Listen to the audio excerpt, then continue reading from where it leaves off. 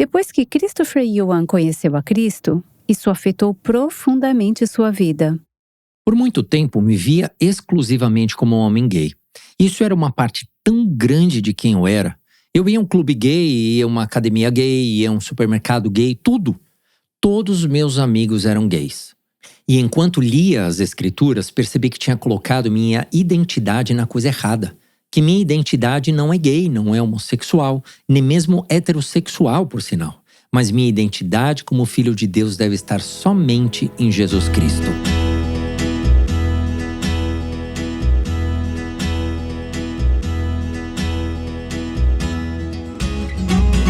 Este é o Aviva Nossos Corações, com Nancy DeMoss Wogemuth na voz de Renata Santos.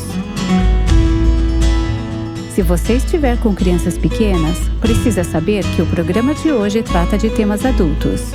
Aqui está o que ouvimos de Angela Yuan e seu filho Christopher nos últimos dias. Minha mãe me deu um ultimato. Ela disse: você deve escolher entre a família ou escolher a homossexualidade.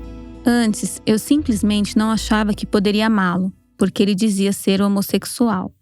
Mas durante aquela viagem de trem, pensei, eu deveria amar meu filho, mesmo que ele diga que é gay. Quando minha mãe apareceu na faculdade de odontologia em Louisville, foi como: o que você está fazendo de volta na minha vida? Não era o que eu queria, não era o que eu esperava. Mas ela veio e disse: eu te amo. Eu estava experimentando drogas, mas eu não tinha muito dinheiro como estudante. Então tive essa ideia de que talvez eu pudesse vender um pouco de drogas para pagar meu próprio vício. E foi assim que começou. Infelizmente, isso cresceu ao ponto de eu estar vendendo muitas drogas.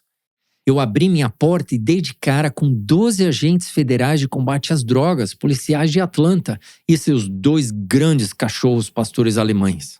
Foi uma notícia horrível descobrir que meu filho estava na prisão. Mas naquele momento eu estava certa de que era assim que Deus estava respondendo às minhas orações. Eu estava andando pelo bloco da cela, repassando minha vida e como ela estava horrível agora, o lugar onde eu estava. Estava prestes a passar por uma lixeira. Olhei para a lata de lixo e bem em cima dele estava um Novo Testamento dos Gideões. Frequentemente as pessoas perguntam: quem te trouxe a fé? Quem compartilhou o evangelho com você? Qual ministério que foi? Foi o ministério da prisão? Mas o fio que percorre nossas vidas e nossa jornada de fé até Deus é a palavra de Deus, é a Bíblia, são as Escrituras. Eu estava sentada no consultório da enfermeira e sabia que algo não estava certo. Olhei para o pedaço de papel que ela me passou e vi 3 letras e um símbolo, e dizia HIV positivo. Quando Christopher recebeu sua sentença, foram 6 anos. Eu não achei que fosse tão ruim, porque senti que Deus estava trabalhando com o que fosse necessário, colocando-o na prisão. Mas quando recebi a notícia do estado de HIV de Christopher, foi uma sentença de morte. Levei tempo para conhecer a Deus. Primeiro saber o que Ele fez, conhecer quem Ele é, conhecer seu caráter. Depois, me conhecer. Saber como eu precisava de um Salvador, conhecer os ídolos que eu tinha na vida. Isso levou muito tempo. A última barreira, para mim, foi minha sexualidade. Se você perdeu alguma parte desta história, pode ouvir a todos os programas em www.avivanossoscoracóis.com. Hoje, Christopher vai falar sobre sua progressão da homossexualidade para a santidade. Ele a descreve de uma maneira única, então espero que você preste atenção e considere o que ele tem a dizer. O objetivo para todas nós, em cada temporada da vida, precisa ser a santidade. Aqui está Nancy para continuar a conversa. Temos conosco Angela e Christopher Yuan, mãe e filho. E o pai está sentado no estúdio atrás de nós, orando, torcendo e muito envolvido nessa história também. Não posso agradecer o suficiente a todos vocês por terem compartilhado a sua história no livro que vocês escreveram, A Volta de um Filho Pródigo, a trajetória de uma mãe e seu filho em busca de esperança. Angela e Christopher, muito obrigada. Vocês dedicaram horas do seu tempo para compartilhar com nossas ouvintes nesta semana. E eu sei que Deus vai usar esse testemunho para dar muito fruto ainda, Muito obrigada. Obrigada, Nancy. Nancy. Esta não é uma história açucarada. E não é uma daquelas em que você, Ângela, fez algumas poucas orações e de repente tudo terminou em um final feliz. Mesmo você, Christopher, enquanto estava na cela da prisão, com o que você pensou na época, seria uma sentença de 6 anos, e então recebendo uma sentença de HIV positivo por cima disso. Deus estava trabalhando em seu coração. Você estava lendo as Escrituras, você estava no processo de chegar à fé, porque chegou ao fim de si mesmo. Mas mesmo assim, essa jornada foi se desdobrando ao longo do tempo, enquanto Deus o estava transformando. Quando chegamos ao final do último programa, você falou sobre como ele estava lidando com alguns dos ídolos do seu coração, sendo o primeiro deles as drogas e a dependência das drogas. Ao longo de vários meses, ele o libertou desse desejo. Isso é algo com que você tem lutado desde então, o desejo por drogas, ou finalmente ele tirou isso de você? Não é algo com o que realmente lute, embora eu saiba que é uma das minhas fraquezas. Preciso ter cuidado para estabelecer limites e não me colocar em situações em que possa ser tentado. Mas isso não é mais algo que tem domínio sobre mim. Acredito que todos nós temos coisas que nos dominam, ou todos nós temos questões com as quais lutamos. Isso realmente não é mais um grande problema para mim. Mas então havia outra questão com a qual o Senhor começou a lidar com você, que durou mais do que alguns meses para superar. Você acabou de mencionar no final do último programa e tinha a ver com a sua sexualidade. Como você começou a processar isso? Você havia estado no estilo de vida gay por anos, praticando a homossexualidade. Teve uma vida muito promíscua, estava profundamente envolvido nisso. Então, você estava vindo para a fé em Cristo.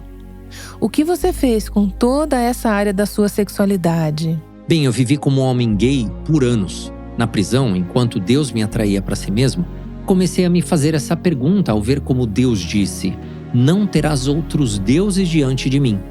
Fiz a mim mesmo essa pergunta: o que há na minha vida que eu sinto que não possa viver sem? Que é exatamente o que é, um ídolo. Se eu realmente achar que não posso viver sem isso, então isso é um ídolo. Eu pensava na época que poderia ter tudo o que eu quisesse ao mesmo tempo. Eu poderia ter Deus e ainda ser gay e ainda ter essa sexualidade. Mas enquanto lia as Escrituras, deparei-me com aqueles trechos que pareciam condenar a homossexualidade. Então fui ao capelão da prisão e perguntei a ele a sua opinião. E surpreendentemente, este capelão da prisão me disse que a Bíblia não condena a homossexualidade. Ele me deu um livro para ler e comecei a lê-lo, mas vejo isso como graça de Deus. Não apenas li o livro, coloquei a Bíblia bem ao lado do livro. Então sempre que aquele livro mencionava as Escrituras, eu abria a Bíblia e não lia apenas aquele versículo. Lia o capítulo inteiro, o contexto. O que vi não era o mesmo que as conclusões a que esse autor chegou. Na verdade, eu queria concordar com aquele livro. Dentro de mim, queria muito encontrar uma justificativa para que eu não tivesse que mudar, para que eu não tivesse que deixar nada de lado. Eu realmente acredito que foi o poder do Espírito Santo que começou a trabalhar em mim e que me apontou que aquele livro estava distorcendo a palavra de Deus. Estava torcendo as Escrituras para tentar justificar algo que não era justificável. Então, deixei o livro de lado, devolvi-o ao capelão e me voltei somente para a Bíblia. Então você percebeu que tinha uma escolha a fazer ali. Você iria aceitar a palavra de Deus como autoridade em sua vida, Cristo como seu Senhor, ou iria se apegar ao seu ídolo? Sim, então eu pensei, ok, vamos deixar de lado os trechos das Escrituras que condenam a homossexualidade. Vou olhar para o restante das Escrituras. Vamos dizer que esses 6 trechos estão em aberto, o que pessoalmente eu não acredito que estejam. Mas vamos dizer que estão. Vou olhar para o restante das Escrituras e ver se há alguma justificação positiva para a homossexualidade, para abençoar relacionamentos homossexuais monogâmicos. E li toda a Bíblia, procurando onde Deus poderia abençoar relacionamentos homossexuais monogâmicos. Não havia nada. Foi quando me convenci de que precisava escolher entre Deus e a Bíblia ou a homossexualidade e viver como um homem gay. Você sabia que não poderia ter os dois. Eu não poderia ter os dois, mas isso não foi tão fácil, porque ainda tinha essas tentações e lutas dentro de mim. Eu realmente achava que precisava me tornar heterossexual para agradar a Deus, que precisava de alguma forma me sentir atraído por mulheres e me casar para agradar a Deus. Mas ao ler as Escrituras, vi que ser heterossexual significava ser atraído por mulheres, mas isso também englobava adultério, fornicação, luxúria. Então esse termo de heterossexualidade era um termo muito amplo. Mesmo que eu me tornasse heterossexual, ainda teria que obedecer a Deus. Então alguém pode ser homossexual e pecar, e alguém pode ser heterossexual e pecar sexualmente. Sim, podemos ter sentimentos de heterossexualidade e ter sentimentos de homossexualidade e ainda assim não estar agradando a Deus. Eu estava lendo as Escrituras, estudando a Palavra de Deus e encontrei um trecho que é muito profundo, que diz: sejam santos porque eu sou santo. Está lá em 1 Pedro 1,16. Independentemente das suas tentações, paixões, desejos e lutas mudarem, Deus nos chama a viver uma vida de obediência. Deus nos chama a viver uma vida de santidade. Então percebi que o oposto da homossexualidade não é a heterossexualidade, mas a santidade. O oposto de qualquer luta com o pecado não é não pecar, mas é ser santo, é ser como Cristo. E essa é a fonte da qual sua própria identidade começou a não ser mais a sua identidade sexual, mas a sua identidade em Cristo. Por muito tempo, eu me via apenas como um homem gay. Isso era quem eu era. Eu ia a uma boate gay, ia a uma academia gay, ia a um supermercado gay. E enquanto lia as Escrituras, percebi que tinha colocado minha identidade na coisa errada. Minha identidade não é homossexual, não é gay, não é nem mesmo heterossexual, mas minha identidade como filho de Deus deve estar somente em Jesus Cristo. E à medida que você começou a buscar essa identidade, o Senhor começou a deixar claro para você que Ele tinha planos para a sua vida, que eram muito diferentes de tudo que você já tinha imaginado. Na verdade, você começou a sentir um chamado para entrar no ministério. Tão diferente, sim. Foi durante esse tempo que Deus estava me dando todas essas oportunidades de compartilhar o evangelho com esses detentos que sabiam que eram pecadores. Eu entrava direto, abria a Bíblia, compartilhava o evangelho com eles e essas pessoas estavam chegando à fé. Eu liderava estudos bíblicos, pregava na prisão e foi quando senti um enorme chamado para o ministério de tempo integral, enquanto estava lá na prisão.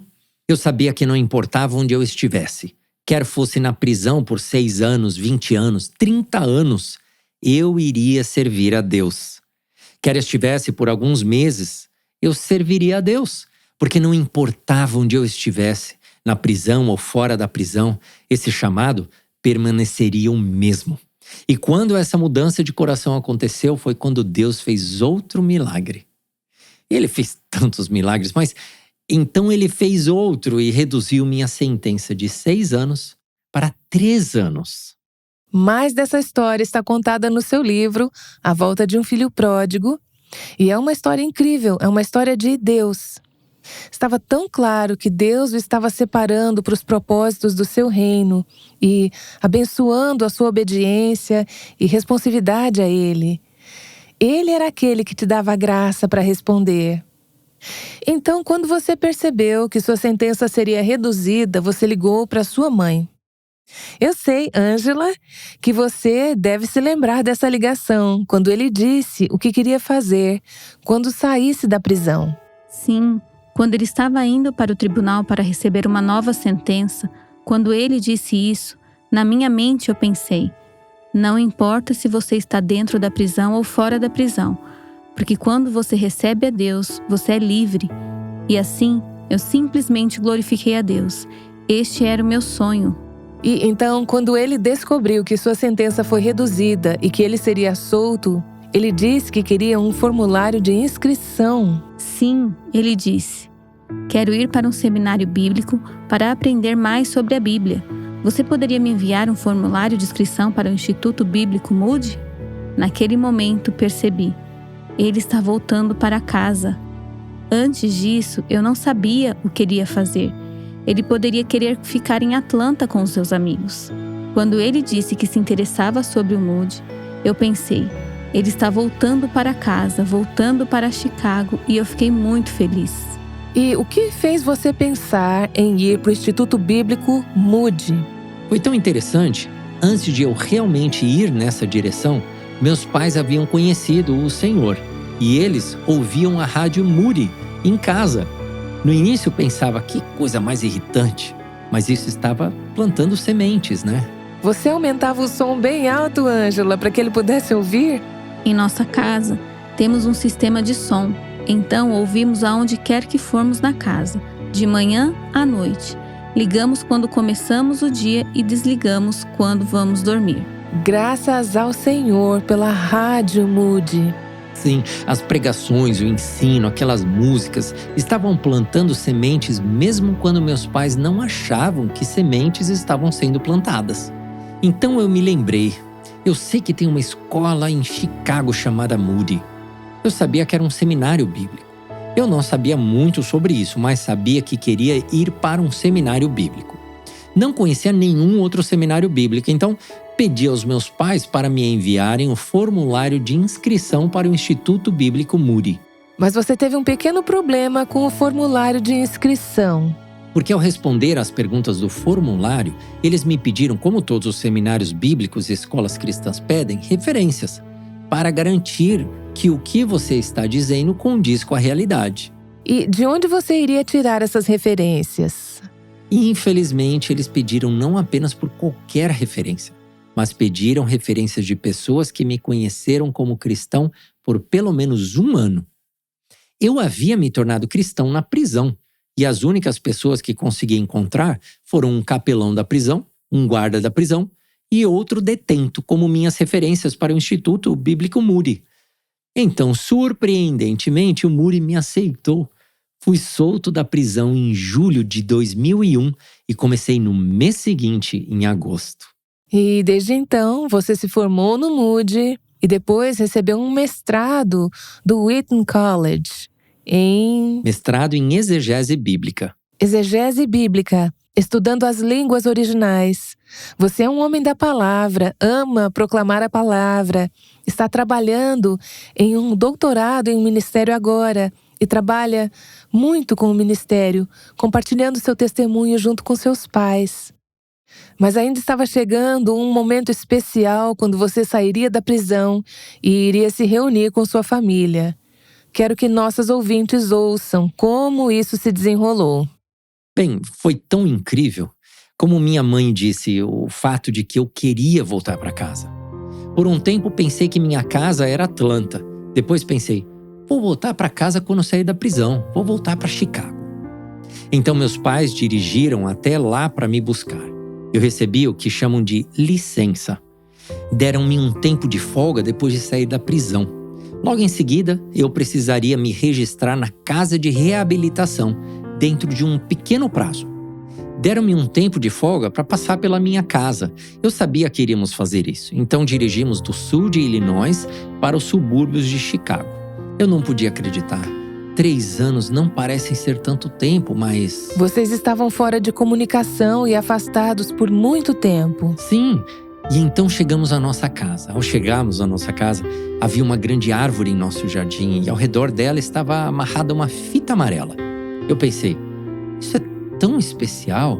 Então estacionamos o carro e saímos e subimos os degraus e abrimos a porta e em nosso corredor havia 100 fitas amarelas. Olhei para elas e todas estavam assinadas por alguém. Eu não sabia quem. E haviam versículos bíblicos escritos em algumas dessas fitas amarelas por toda parte. Minha mãe me explicou, essas são pessoas que têm orado por você. Eram estranhos que eu nunca conheci. Talvez pessoas que ainda iria conhecer, orando por mim há anos. Naqueles momentos em que eu estava distante e não queria ter nada a ver com meus pais e também enquanto eu estava na prisão. Eles estavam me dando as boas-vindas de volta ao lar. Lembro-me de minha mãe dizendo, bem-vindo ao lar. Acho que foi naquele momento que soube que estava em casa. Finalmente estava em casa. E em casa, não apenas com seus pais, mas com o Senhor.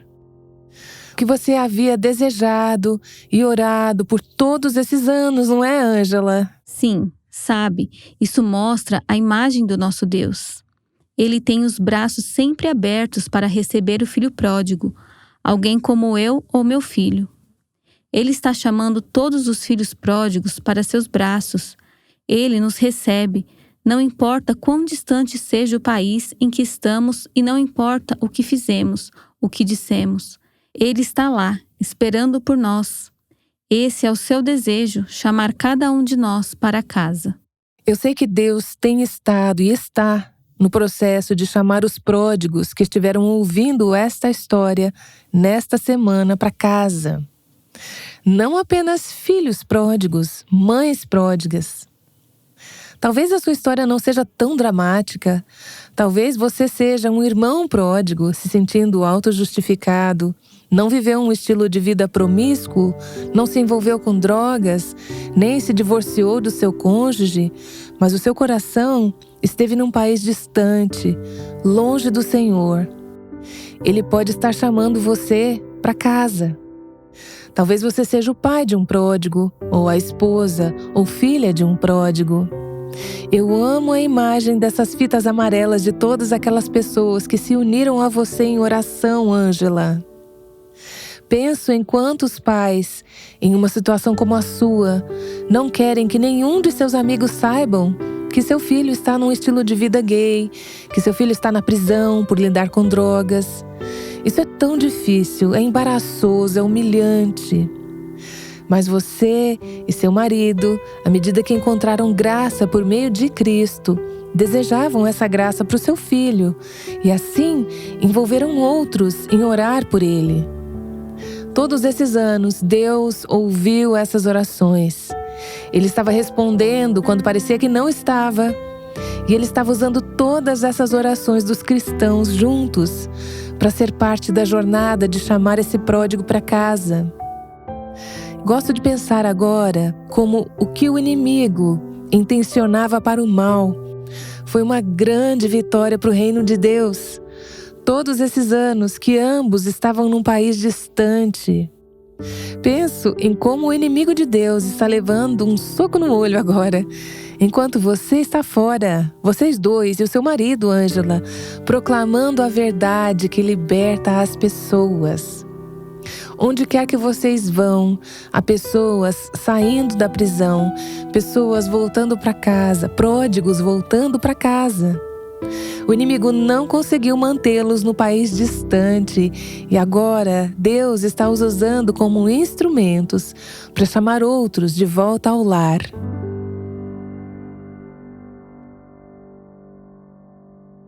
Nancy DeMoss Wogemuth conversou hoje com Ângela e seu filho Christopher Yuan. Acredito que todas nós fomos encorajadas ao ouvir como Deus respondeu à oração de uma mãe e à oração de tantos outros. Acredito que muitas pessoas ouvindo hoje amariam ter pessoas orando por elas, como aquelas que oraram por você, Christopher, ao longo desses anos. Você poderia encerrar esta série orando pelos pródigos ou pelos filhos pródigos daquelas que estão nos ouvindo.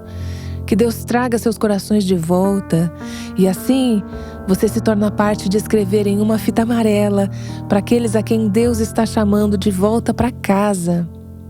Você poderia orar por aqueles que estão ouvindo e que precisam desse tipo de oração agora? Eu agradeceria muito. Pai, agradecemos porque Tu és um Deus amoroso, que sabe o que é melhor para nós. Oro, Pai, para que quebre as amarras desses filhos, desses pródigos, seja um marido pródigo ou outro ente querido. Senhor, que Tu faças o que for necessário para trazê-los a Ti. Pai, queremos Te louvar pelo trabalho que continuas a fazer em suas vidas e em nossas vidas. E oramos isso no nome precioso de Jesus, nosso Senhor. Amém. Como você chama seus filhos para a verdade bíblica e ainda lhes mostra amor incondicional? A partir de amanhã, compartilharemos o testemunho de Laura Perry, uma mulher que anteriormente se identificou como transgênero. Veja como Deus usou o amor e as orações de sua mãe para chamar Laura de volta a si mesmo. Aguardamos você amanhã aqui no Aviva Nossos Corações. O Aviva Nossos Corações é o ministério em língua portuguesa do Revival Hearts, com Nancy DeMoss Wogemuth, chamando as mulheres à liberdade, à plenitude e à abundância em Cristo.